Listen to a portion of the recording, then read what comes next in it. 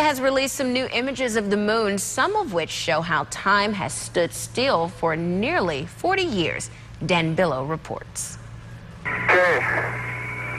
My golly, this time goes fast. You're on board the Moon rover with Gene Cernan and Harrison Schmitt, Apollo 17, December 1972. They were the last crew to explore and to launch from the moon. 3, 2, 1, ignition. Right away, Houston. Keep an eye on the moon in this liftoff shot. You can see the experiments the crew left behind and even their tracks and the descent stage of their lander. Today, from 30 miles high, you can see that same rover parked where the astronauts left it. And you can see those rover tracks undisturbed where Cernan and Schmitt made them 40 years ago.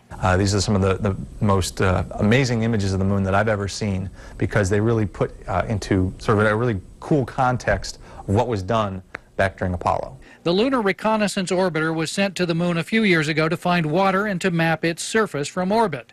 The pictures of Apollo landing sites show how sharp its cameras really are. The first steps.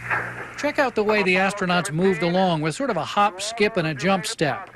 Now look at the Apollo 14 site with its old descent stage and the footprint trails left behind by the great legend himself, Alan Shepard.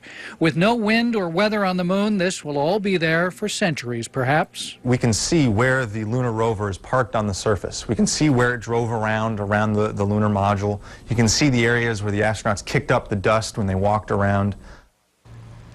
And that was Dan Billow reporting. We have the latest.